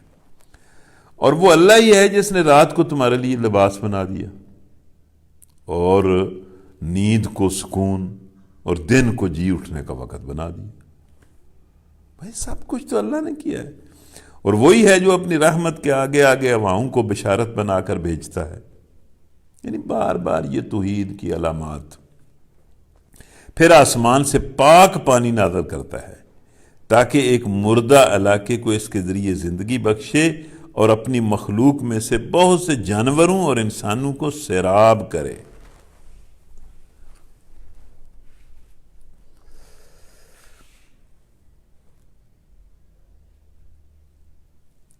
یعنی بارش کے پانی کو پاک پانی کہا گیا، ایسا پانی جو ہر طرح کی گندگیوں سے پاک ہوتا ہے اور ہر طرح کے زہریلے مادوں اور جراثیم سے بھی پاک ہوتا ہے، جس کی بدولت نجاستیں دھلتی ہیں اور انسان، حیوان، نباتات سب کو زندگی بخشنے والا جوہر خالص باہم پہنچتا ہے. اور اس سے مفسرین نے یہ بھی لکھا ہے کہ جہاں یہ جو بارش کی مثال دی گئی ہے اور پاک پانی کی مثال دی گئی ہے، اسی طرح اللہ کہتا ہے کہ یہ جو ہم نے وحی کا علم تم پر نازل کیا ہے، قرآن نازل کیا ہے، یہ تمہاری زندگی کے لیے انتہائی ہی پاکیزہ تعلیم ہے. اور اس تعلیم کو اگر تم قبول کرو گے تو جس طرح پاک پانی سے زندگی نکلتی ہے اور فصلیں اور باغ لہلہاتے ہیں، اسی طرح تمہاری زندگی جو ہے وہ لہلہا اٹھے گی، بھلائیوں سے اور برکتوں سے مالا مال ہو جائے گی. اس کرشمے کو ہم بار بار ان کے سامنے لاتے ہیں تاکہ وہ سبق لیں، مگر اکثر لوگ کفر اور ناشکری کے سوا کوئی دوسرا رویہ اختیار کرنے کے لیے تیار ہی نہیں ہے. اگر ہم چاہتے تو ایک ایک بستی میں ایک ایک خبردار کرنے والا کھڑا کرتے. مطلب ہے کہ یہ ہمارا فیصلہ ہے کہ ہم نے محمد صلی اللہ علیہ وسلم کو سب کے لیے نذیر بنا دیا ہے۔ اے محمد صلی اللہ علیہ وسلم، اے نبی، کافروں کی بات ہرگز نہ مانو اور اس قرآن کو لے کر ان کے ساتھ جہاد کبیر کرو۔ یہ جو الفاظ ہیں نا، قرآن کو لے کر ان کے ساتھ جہاد کبیر کرو، یہ اگر آپ سن رہے ہیں تو یہ آپ سن کر ذہن نشین بھی کر لیں، اور اس کا جو مفہوم اور مطلب ہے یہ کسی دوسرے کو بھی بتا دیں، بلکہ اس کے مفہوم کو عام کرنے کی بہت زیادہ ضرورت ہے۔ اس کا مفہوم مفسرین نے مثلا ایک مفہوم یہ لکھا ہے کہ اس قرآن کا جو علم ہے اور اس کے جو دلائل ہیں، اس کو لے کر ان کافروں اور منافقوں اور فاسقوں اور اللہ سے پھرے ہوئے لوگوں کو قرآن کے دلائل سے، قرآن کی تعلیمات سے سمجھائیں، اور یہ کام بڑے پیمانے پر کریں۔ یعنی جہاد کا لفظ اسی لیے استعمال کیا، بھائی قرآن کو لے کر قرآن کا بلاغ اور قرآن کی تعلیم اور قرآن نے جو حق بات سمجھانے کے دلائل دیے ہیں ان کو لے کر معاشرے میں اس طرح چھوٹے موٹے کام نہ کریں، بلکہ بہت بڑا جہاد کریں اس قرآن کو لے کر۔ اور نبی صلی اللہ علیہ وسلم نے قرآن کو لے کر لوگوں کو سمجھانے کا بہت بڑا جہاد کیا، اور وہی بنیاد بنا ہر انقلاب کی، اور ہر قسم کی فتح کی بنیاد تو وہی بنا۔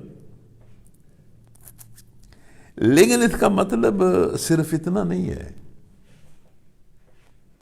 اس کا مطلب یہ ہے کہ اللہ کے راستے میں جس قسم کا بھی تم جہاد کرو، تبلیغ کا جہاد کرو یا قتال کا جہاد کرو یا کوئی بھی جہاد کرو، اللہ کے لیے، اللہ کے دین کے لیے، اس جہاد میں قرآن ہی تمہارا رہنما ہونا چاہیے، اور قرآن ہی کو لے کر وہ جہاد کرو۔ مطلب جس طرح نبی صلی اللہ علیہ وسلم نے ساری زندگی جہاد کیا نا، ہر طرح کا جہاد کیا، اور اس سارے جہاد میں ان کا رہنما کون تھا؟ ان کے ساتھ ساتھ تو کون تھا؟ قرآن تھا، جبرائیل تھے۔ یعنی جنگ بدر ہو رہی ہے، قرآن ساتھ ہے، جنگ احد ہو رہی ہے، قرآن ساتھ ہے، جنگ خندق ہو رہی ہے، قرآن ساتھ ہے، ہجرت ہو رہی ہے، قرآن ساتھ ہے، قرآن رہنمائی کر رہا ہے۔ تو ہر طرح کا جہاد جو ہے وہ قرآن کو لے کر کریں، قرآن کی رہنمائی میں کریں۔ یہ یہاں تھوڑا سا ایک آرٹیکل لکھا ہوا ہے کہ جہاد کبیر کے 3 مطلب ہیں۔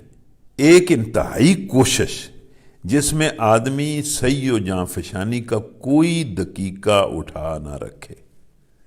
تو اب اسی جملے سے آپ لیں کہ بھئی جو جاں فشانی بھی آپ نے کرنی ہے اللہ کے راستے میں، وہ قرآن لے کر کریں، قرآن کو ساتھ رکھیں۔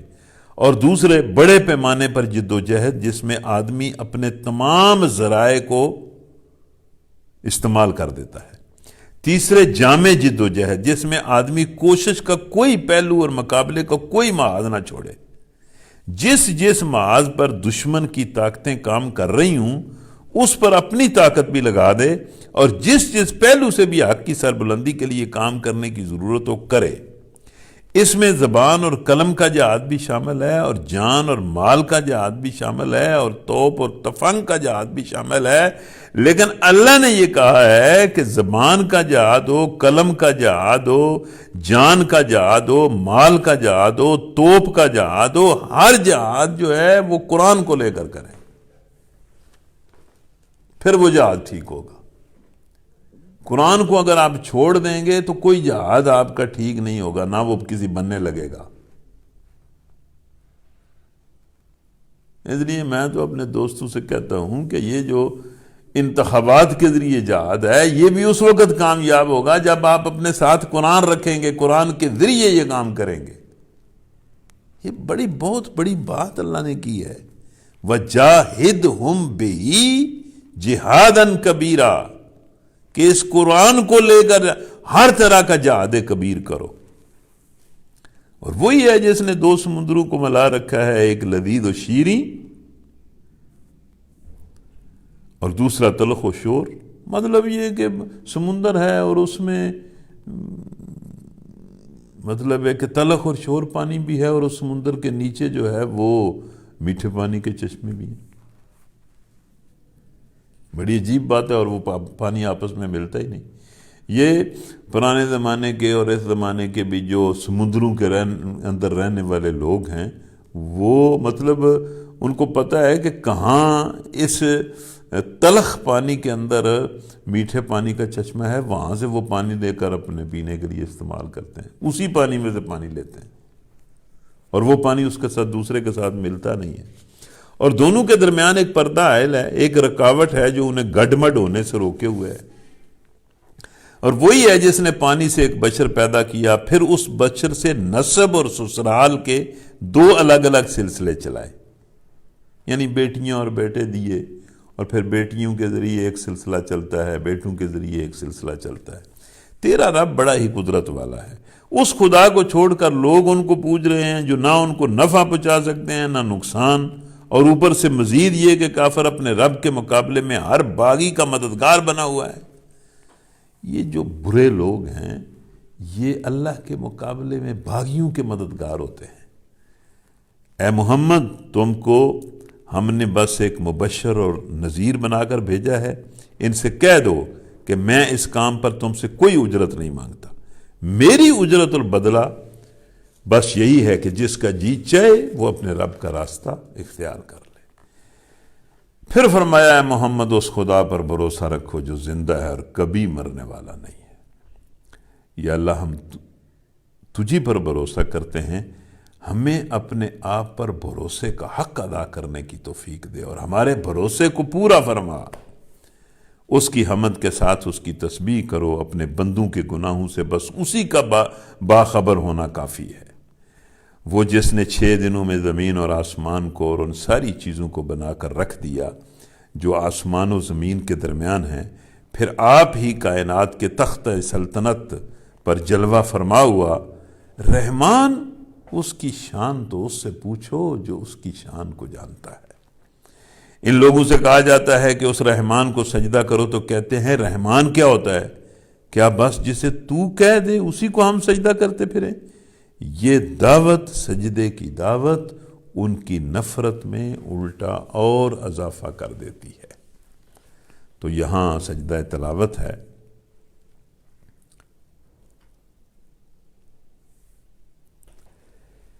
اس جگہ سجدہ تلاوت مشروع ہے اور اس پر تمام اہل علم متفق ہے۔ ہر قاری اور سامع کو اس مقام پر سجدہ کرنا چاہیے۔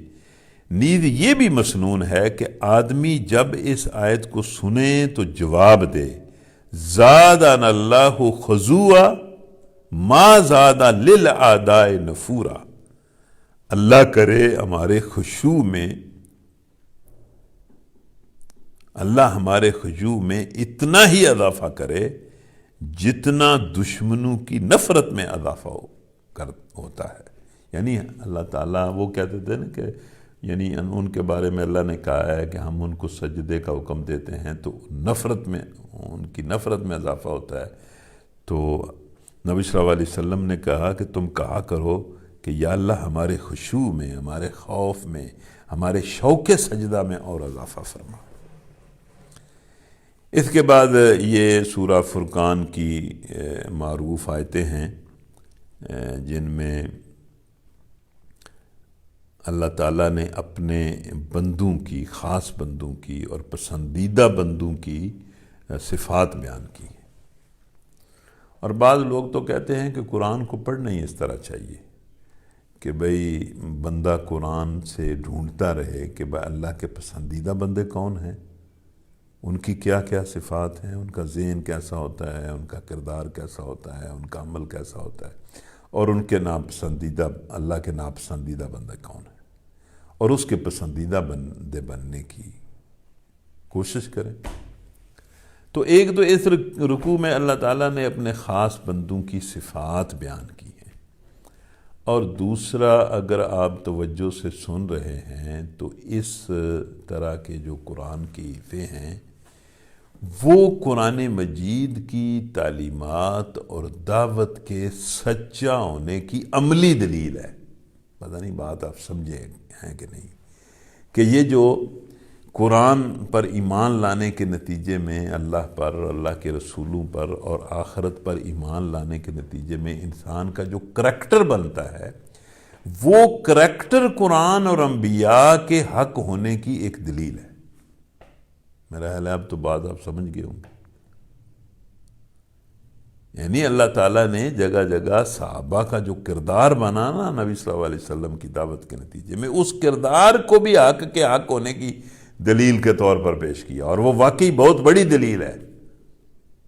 یعنی پچھلی تاریخ سے بھی دلائل دیے، انبیاء کے واقعات بیان کیے، خود اللہ تعالیٰ نے اس کائنات سے بھی دلائل دیے، اور انبیاء کی شخصیتوں سے بھی دلائل دیے، اور جو لوگ ایمان لائے ان کے کریکٹر سے بھی دلائل دیے۔ یہ بات سمجھنے کے لائق ہے۔ تبارک الذی جعل فی السماء بروجا وجعل فیہا سراجا وقمرا منیرا وهو الذی جعل اللیل والنہار خلفة لمن اراد ان یذکر او اراد شکورا۔ یہ پھر وہی لفظ استعمال ہوئے ہیں جو شروع میں استعمال ہوئے تھے، تبارک الذی، درمیان میں بھی ایک جگہ استعمال ہوئے، پھر تیسری مرتبہ تبارک الذی، وہ ذات بڑی بابرکت ہے۔ یا اللہ تجھے تیری بابرکت ذات کا واسطہ ہمیں دنیا اور آخرت کی برکتیں عطا فرما۔ وہ بڑا ہی بابرکت ہے جس نے آسمان میں برج بنائے، مطلب یہ آسمان پیدا کیا اور اس آسمان میں انسان کے لیے غیر معمولی بلائیاں رکھیں، اور اس میں ایک چراغ اور ایک چمکتا چاند روشن کیا، اور اس میں انسانوں کی زندگی کے لیے بے شمار بھلائیاں اور خیرات رکھیں۔ وہی ہے جس نے رات اور دن کو ایک دوسرے کا جانشین بنایا، اور رات اور دن میں انسانی زندگی کے لیے بڑی خیرات و حسنات رکھیں۔ ہر اس شخص کے لیے جو سبق لینا چاہے یا شکر گزار ہونا چاہے۔ یعنی یہ جو آسمان ہے، یہ جو سورج ہے، یہ جو چاند ہے، یہ جو دن رات کا نظام ہے، اگر کوئی بندہ اس سارے سلسلہ کائنات کو دیکھ کر حق کو پہچاننا چاہے تو بھی وہ پہچان سکتا ہے، سبق لے سکتا ہے، اور اگر وہ شکر گزار بننا چاہے تو بھی ان چیزوں کے اندر سبق ہے کہ ان چیزوں کے اندر تو اللہ تعالیٰ نے انسانوں کے لیے بے شمار نعمتیں رکھی ہیں۔ یعنی حق کا ادراک بھی اسے مل جائے گا اور اللہ کی نعمتوں کا ادراک بھی اسے مل جائے گا۔ اس کے بعد وہ رحمان کے جو اصلی بندے ہیں ان کی صفات ہے۔ وَعِبَادُ الرَّحْمَنِ الَّذِينَ يَمْشُونَ عَلَى الْأَرْضِ هَوْنًا وَإِذَا خَاطَبَهُمُ الْجَاهِلُونَ قَالُوا سَلَامًا وَالَّذِينَ يَبِيتُونَ لِرَبِّهِمْ سُجَّدًا وَقِيَامًا وَالَّذِينَ يَقُولُونَ رَبَّنَا اصْرِفْ عَنَّا عَذَابَ جَهَنَّمَ إِنَّ عَذَابَهَا كَانَ غَرَامًا إِنَّهَا سَاءَتْ مُسْتَقَرًّا وَمُقَامًا وَالَّذِينَ إِذَا أَنفَقُوا لَمْ يُسْرِفُوا وَلَمْ يَقْتُرُوا وَكَانَ بَيْنَ ذَلِكَ قَوَامًا وَالَّذِينَ لَا يَدْعُونَ مَعَ اللَّهِ إِلَٰهًا آخَرَ ولا يقتلون النفس التي حرم الله إلا بالحق ولا يزنون ومن يفعل ذلك يلقى أثاما يضاعف له العذاب يوم القيامة ويخلد فيه مهانا إلا من تاب وآمن وعمل عملا صالحا فأولئك يبدل الله سيئاتهم حسنات وكان الله غفورا رحيما ومن تاب وعمل صالحا فإنه يتوب إلى الله متابا والذين لا يشهدون الزور وإذا مروا باللغو مروا كراما والذين إذا ذكروا بآيات ربهم لم يخروا عليها صما وعميانا والذين يقولون ربنا هب لنا من أزواجنا وذرياتنا قرة أعين وجعلنا للمتقين إماما أولئك يجزون الغرفة بما صبروا ويلقون فيها تحية وسلاما خالدين فيها حسنت مستقرا ومقاما قل ما يعبأ بكم ربي لولا دعاؤكم فقد كذبتم فسوف يكون لزاما. بہت ہی مؤثر آیات ہیں اور کوئی بندہ ان کو پڑھے اور پھر ان کے مطابق صحابہ کی اور اللہ کے نیک بندوں کی زندگیاں دیکھے تو خود بھی اس طرح کی زندگی کا اس کے اندر شوق پیدا ہوتا ہے اور اس کردار کو دیکھ کر بھی اسے اسلام کے حق ہونے کی دلیل ملتی ہے اور اس کا ایمان مضبوط ہوتا ہے. رحمان کے اصلی بندے وہ ہیں، یعنی رحمان تو اس طرح کے بندے پسند کرتا ہے اور دیکھو وہ کس طرح کے بندے پسند کرتا ہے. رحمان کے اصلی بندے وہ ہیں جو زمین پر نرم چال چلتے ہیں، یعنی فطرتی چال چلتے ہیں، پروقار چال چلتے ہیں، نہ تکبر کی چال چلتے ہیں، نہ نمائش کی چال چلتے ہیں، اور نہ ہی مسکینی کی چال چلتے ہیں اور نہ ہی مریل چال چلتے ہیں. یعنی ان کا ذہن بیمار ذہن نہیں ہوتا، نہ وہ مایوسی ان کے ذہن میں ہوتی ہے اور نہ ہی تکبر ان کے ذہن میں ہوتا ہے اور نہ ہی ریا ان کے ذہن میں ہوتا ہے. بڑا زبردست ذہن ہوتا ہے، ورنہ ذہن تو مطلب گندگی سے بھرے ہوئے ہیں. کسی میں نمائش اور شہرت کا شوق ہے، کسی میں مال کا تکبر ہے، کسی میں عہدے کا تکبر ہے، کسی میں خاندان کا تکبر ہے، کسی میں نیکی کا تکبر داخل ہو گیا ہے. لیکن رحمان کے اصلی بندے جو ہیں وہ تو نیچرل چال چلتے ہیں، پروقار چال چلتے ہیں اور اس چال کے پیچھے بالکل ذہن کی کوئی بیماری نہیں ہوتی. اور پھر ان کی ایک صفت یہ ہے کہ جاہل ان کے منہ آئیں، کوئی بندہ خواہ ان سے جہالت پر اتر آئے تو اس سے وہ کنارہ کشی کر جاتے ہیں اور کہتے ہیں سلام تم پر.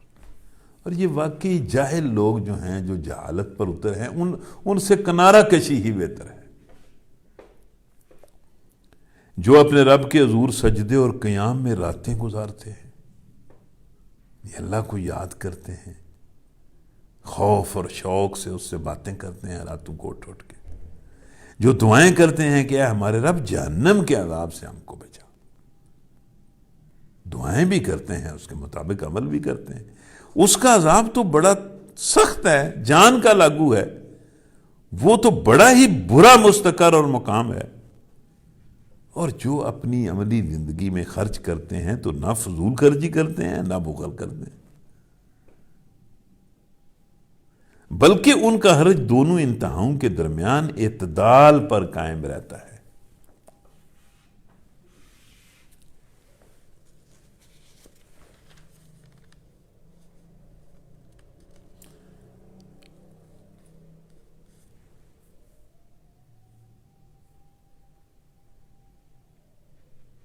یعنی یہ جو پیسے خرچنے والا معاملہ ہے نا، یہ ویسے اچھی طرح سمجھ لینا چاہیے۔ یعنی اللہ کے بندے عیاشی، قمار بازی، شراب نوشی، یار باشی، میلوں ٹھیلوں اور شادی بیاہ پر بے دریغ روپیہ نہیں خرچ کرتے، اور نہ وہ اپنے دکھاوے کے لیے غذا، مکان، لباس اور تزئین و آرائش پر دولت لٹاتے ہیں، اور نہ ہی ان کی یہ کیفیت ہوتی ہے کہ ایک زر پرست آدمی کی طرح پیسہ جوڑ جوڑ کر رکھیں، نہ خود کھائیں نہ بال بچوں کو ضروریات کے لیے دیں، اور نہ ہی کسی اچھی راہ میں رائے خیر میں خرچیں۔ اسراف یہ ہے، اسراف اور بخل یہ ہے، اسلامی نقطہ نظر سے اسراف 3 چیزوں کا نام ہے۔ ناجائز کاموں پر تھوڑی سی دولت خرچ کرنا بھی اسراف ہے، جائز کاموں میں خرچ کرتے ہوئے عادت سے بڑھ جانا اسراف ہے۔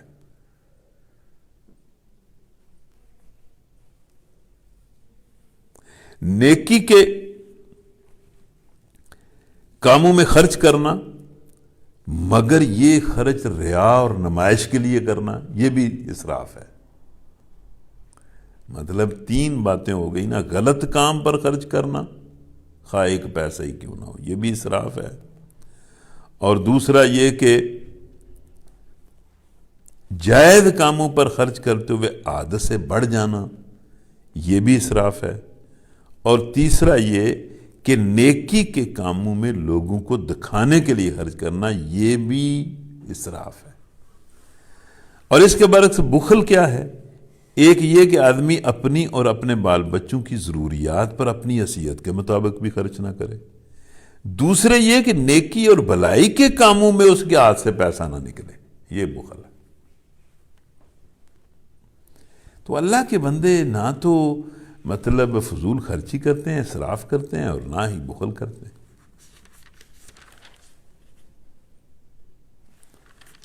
جو اللہ کے سوا کسی اور معبود کو نہیں پکارتے، اللہ کی حرام کی ہوئی کسی جان کو ناحق قتل نہیں کرتے، اور نہ ہی زنا کرتے ہیں، یعنی یہ 3 برائیاں ان کے اندر نہیں ہوتی۔ یہ اس وقت عرب کے اندر بڑی بڑی برائیاں تھیں، شرک، قتل اور بدکاری۔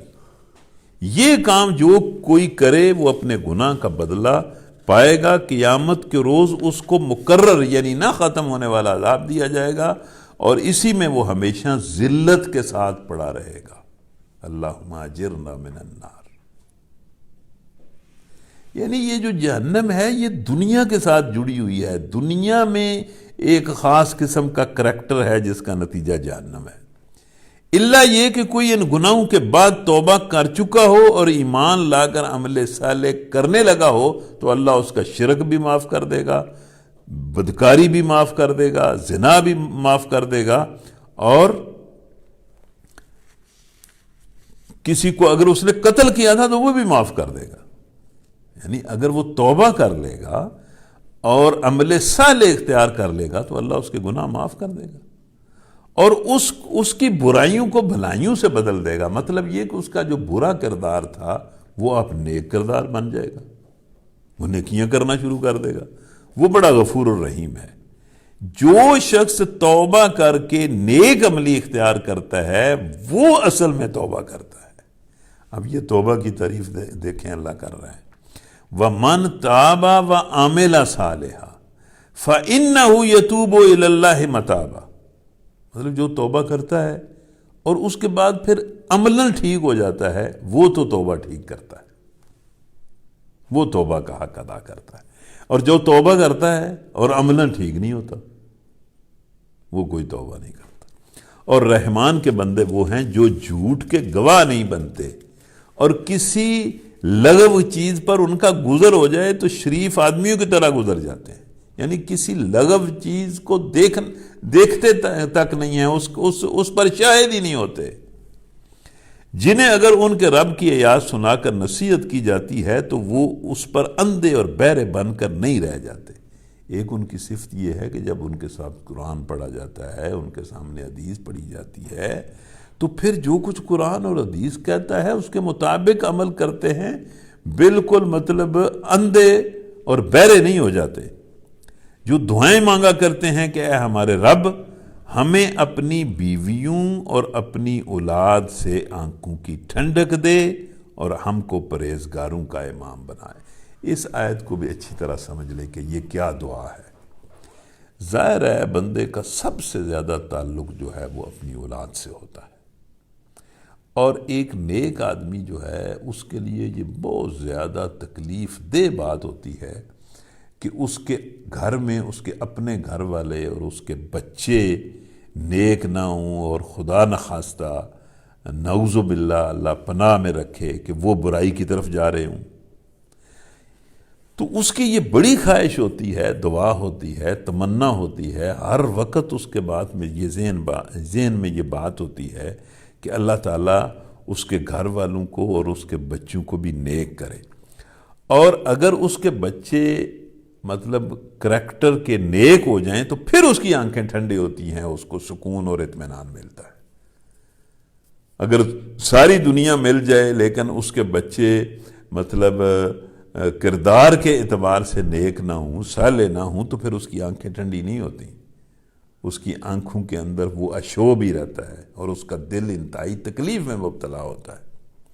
اور یہ جو فرمایا کہ ہم کو پرہیزگاروں کا امام بنا، چلیں اس کی اور معنی بھی ہوں گے، لیکن میں تو یہ سمجھتا ہوں کہ اس میں بھی یہ دعا ہے کہ یا اللہ جس گھر میں میں رہتا ہوں، جس گھر کا میں ذمہ دار ہوں، جس گھر کا میں رائی ہوں، جس گھر کا میں مینیجر ہوں، جس گھر کا میں منتظم ہوں، جس گھر کا میں سربراہ ہوں، اس گھر میں جتنے لوگ رہتے ہیں ان کو نیک بنا اور مجھے ان کا امام بنا۔ یعنی ایسا نہ ہو کہ میں بروں کا منتظم بن کر اور بروں کا مطلب کفیل بن کر زندگی گزار دوں۔ یہ ہے وہ لوگ جو اپنے صبر کا پھل منزل بلند کی شکل میں پائیں گے۔ اس کا کیا مطلب ہے؟ اس کا مطلب یہ ہے کہ اللہ کی بندگی کے لیے اور اللہ کے راستے میں جد و جہد اور جہاد کے لیے بہرحال صبر ایک ضروری چیز ہے، صبر کے بغیر نہیں ہو سکتا۔ گناہ کو چھوڑنے کے لیے بھی صبر چاہیے اور نیکی کو اختیار کرنے کے لیے بھی صبر چاہیے، اور اسی صبر کا پھل جو ہے وہ منزل بلند کی شکل میں یہ لوگ پائیں گے۔ آداب و تسلیمات سے ان کا استقبال ہوگا، وہ ہمیشہ ہمیشہ وہاں رہیں گے۔ کیا ہی اچھا ہے مستقر اور مقام جس کا نام جنت ہے۔ اے محمد لوگوں سے کہو کہ میرے رب کو تمہاری کیا حاجت پڑی ہے۔ مطلب ظاہر ہے اللہ تو بندوں کا محتاج نہیں ہے اگر تم اس کو نہ پکارو۔ مطلب اس میں جو بندے اللہ کو نہیں پکارتے اور اس سے نہیں مانگتے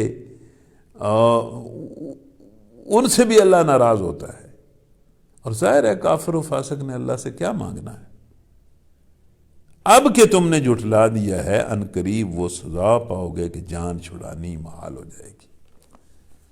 یعنی اللہ کے انکار کی سزا جو ہے وہ بڑی سخت ہے۔ وآخر دعوانا الحمدللہ رب العالمین۔ الحمدللہ وکفا والسلام علی عبادہ الذین اصطفیٰ۔ یا اللہ ایمان عطا فرما اور ایمان کے مطابق اپنی رضا کی خاطر ہر طرح کے نیک اعمال کی توفیق دے، اور یا اللہ دعاؤں کو قبول فرما اور دعاؤں سے بڑھ کر اپنا فضل عطا فرما۔ ربنا آتنا فی الدنیا حسنہ وفی الآخرۃ حسنہ وقنا عذاب النار۔ حسبنا اللہ ونعم الوکیل، حسبنا اللہ ونعم الوکیل، حسبنا اللہ ونعم الوکیل۔ آمین۔ اللہم صلی وسلم علی نبینا محمد وعلی آلہ وصحبہ اجمعین برحمتک یا